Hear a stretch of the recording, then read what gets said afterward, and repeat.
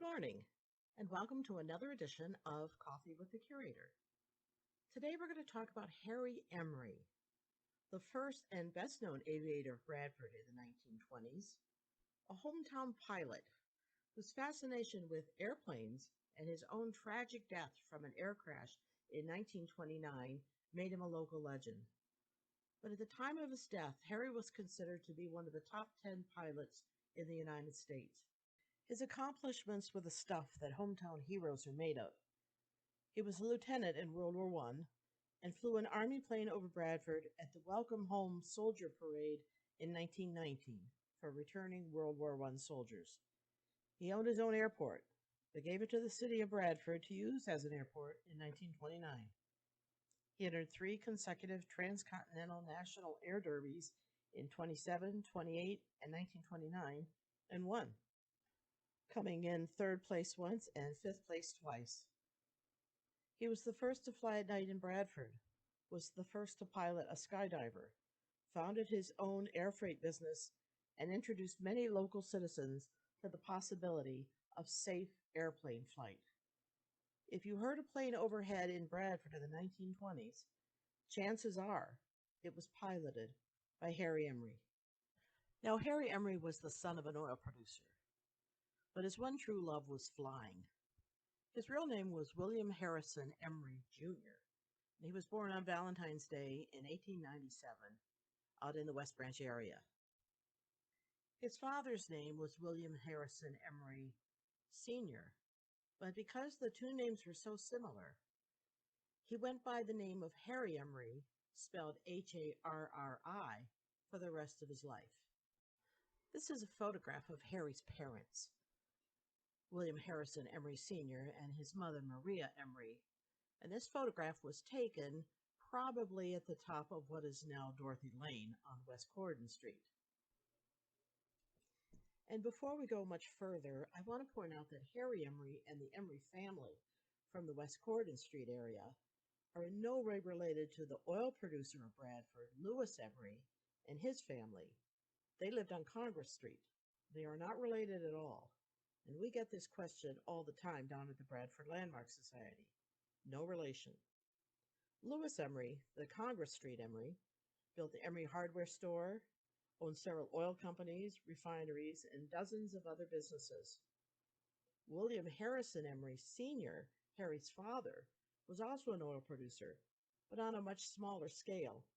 His family had been farmers prior to the discovery of oil in the Tuna Valley, and at one time owned all the land in the West Branch Valley, stretching from present-day St. Bernard Cemetery out to Clark's Lane. Land that would be useful for establishing an airport for his son, Harry Emery. Harry had a brother, Leon, who was older, and 3 sisters, Flora, Ella, and Helen. Helen was the youngest. He was the 4th child born, and they lived here at 317 West Corydon Street in Bradford. The house is still standing. This is what the Emery homestead looks like today. It's on West Corydon Street near the top of Dorothy Lane and overlooks the University of Pitt. I am particularly fond of this house because it's my house. We bought the house about 22 years ago, and even though Harry Emery and his brother Leon Emery's funerals were held in this house after the air crash, we've never seen their ghosts walking the halls. Harry graduated from Bradford High School in 1915 and entered Amherst College in Massachusetts. But the lure of flying was always there. It is puzzling as to why Harry Emery became so fascinated with flying. The Wright brothers had made their first successful flight on December 17th of 1903. Harry would have been about 6. But the Bradford era barely acknowledged it. A small article on the Kitty Hawk experiment appeared on page 2, and even then, the era suspected that the story wasn't very authentic. Fake news, 1903. When the United States entered World War I, Harry quit Amherst College and signed up at the Army Air Corps. At the time of his enlistment, Harry Emery was 20 years old. He's shown here in front of the house at 317 West Corydon Street with his mother Maria. Even at that young age, it was apparent that Harry had a gift for flying. He graduated from the Princeton Aeronautical School in 1918 and was soon training other pilots how to fly. He never served overseas and returned to Bradford after the war. Now, in the 1920s, aviation is just really getting started. Frankly, most people were afraid to fly. In the 1920s, less than 1% of the entire population of the United States had ever been in an airplane. Most had never even seen one. But Harry was determined to make a career out of flying. And in July of 1919, he and his best friend Parker Kramer, also a World War I pilot and Bradford native, flew the first airplane into the Bradford area and landed, ironically, beside today's Crook Farm on the Hooker Farm. The plane landed on July 3rd, and for the next 2 days, Parker Kramer and Harry Emery flew the plane over the city and gave rides and performed stunts. As you can imagine, it was quite a popular sight as they flew over the city. Harry soon realized that real money could be made by hauling freight and special passengers from Bradford and became a regional manager of a Wichita, Kansas aircraft manufacturing firm called Travel Air. This is the logo of Harry Emery's business, Emery Flyers. He bought several planes and began regular runs between Bradford and other major cities. He recognized the need for a real airport, too, not just a grass landing strip, and persuaded his father, William Harrison Emery Sr., to donate the land down in the valley. This is the airport that Harry Emery founded. Today it's the University of Pitt at Bradford. By 1929, the airport was a fully equipped facility with airplane hangars, mechanics, an observation tower, an administration building, and a 2,100-foot long landing strip. Local businessmen and supporters were incredibly enthusiastic about the new airfield, calling Bradford a harbor on the ocean of air.